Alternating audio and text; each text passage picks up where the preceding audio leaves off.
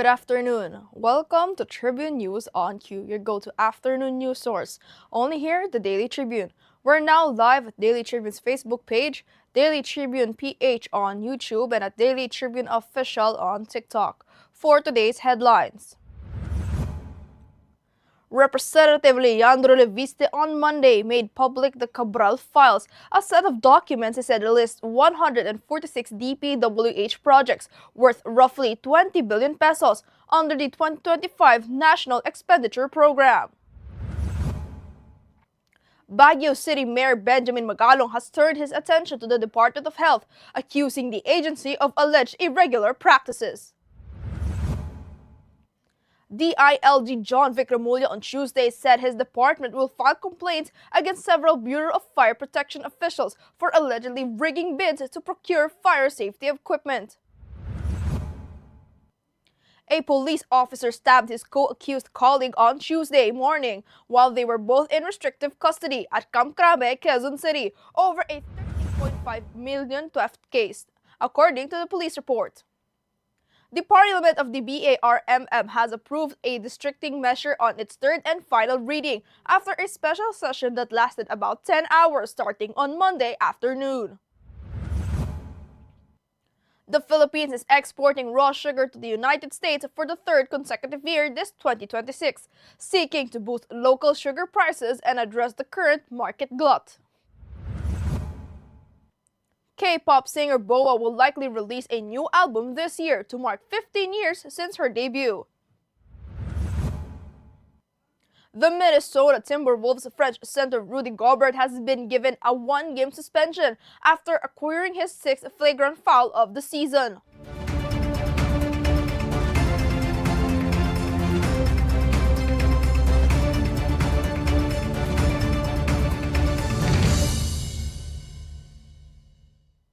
Today is the 13th of January, Tuesday, and I'm Eliana Lacap bringing you today's top stories. Let's get started.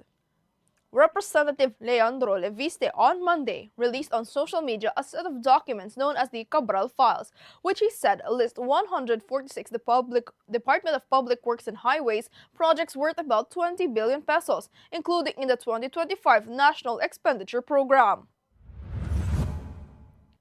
According to Leviste, the projects appear to be linked to Construction Workers Solidarity Party's representative Edwin Garjola and companies allegedly associated with him. Leviste said the documents, which he attributed to files left by the late DPWH Undersecretary Cabral, were earlier shown to the Integrity Commission Initiative in November and to the Office of the Ombudsman's Field Investigation Team later that month. Now, after flagging anomalous government infrastructure project, Baguio City Mayor Benjamin Magalong has turned his attention to the Department of Health, accusing the agency of alleged irregular practices. According to the mayor, there are persistent delays in the delivery of medical supplies from the DOH to the Baguio local government unit. He also noted that a significant portion of the supplies received are nearing their expiration dates, limiting the city's ability to use them effectively.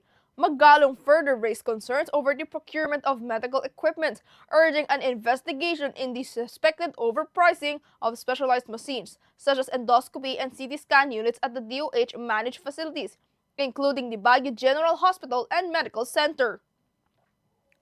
Interior Secretary John Vic Remulla on Tuesday said his department will file complaints against several Bureau of Fire Protection officials for allegedly rigging bids to procure fire safety equipment, claiming the agency receives 15 billion pesos in kickbacks every year. Remulla estimates that the BFP collects more than 15 billion pesos annually from businesses in the Philippines. He bared that the DILG recently flagged fire extinguishers worth 30 million pesos and sprinkler system worth 70 million pesos, purchases he described as expensive, which some BFP officials allegedly sold to the management of a building in Quezon City.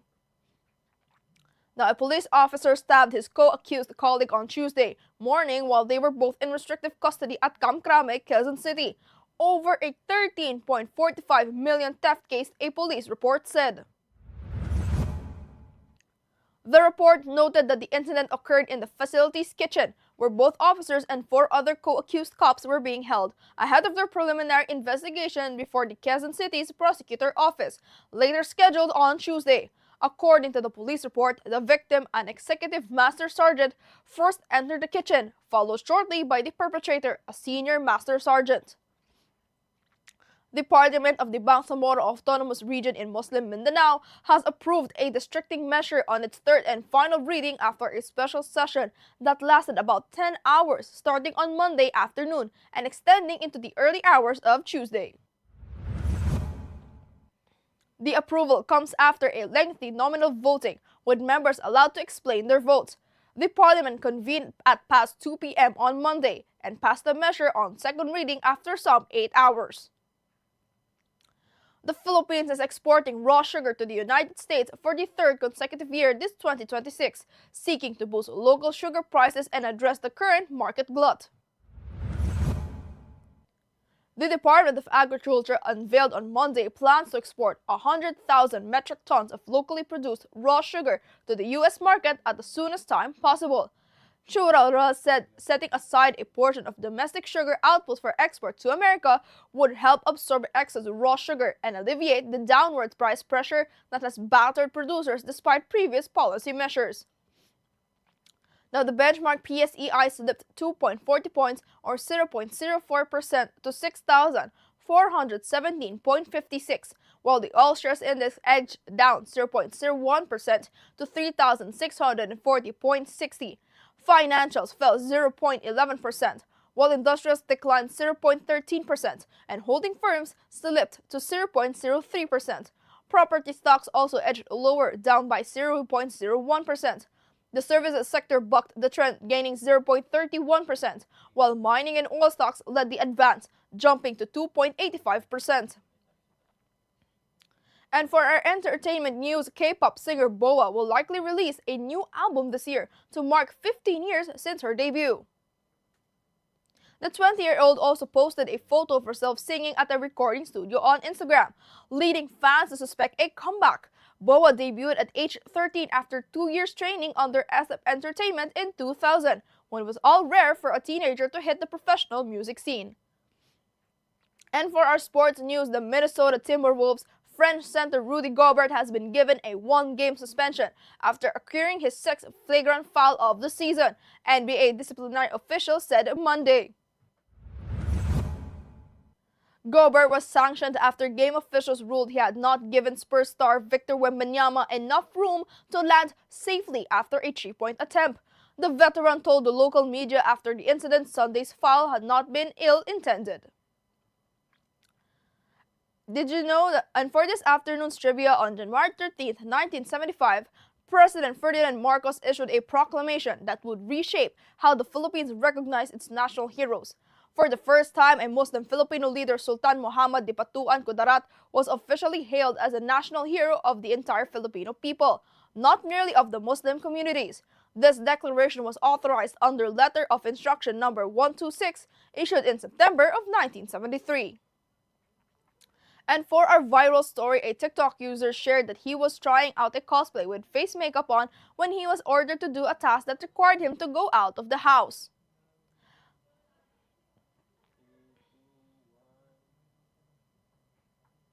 And that's all for now. Join us again at 4:30 p.m. still here on Daily Tribune's Facebook page, Daily Tribune PH on YouTube, and at Daily Tribune Official on TikTok. Once again, I'm Eliana Lacap, and this has been Tribune News on Q.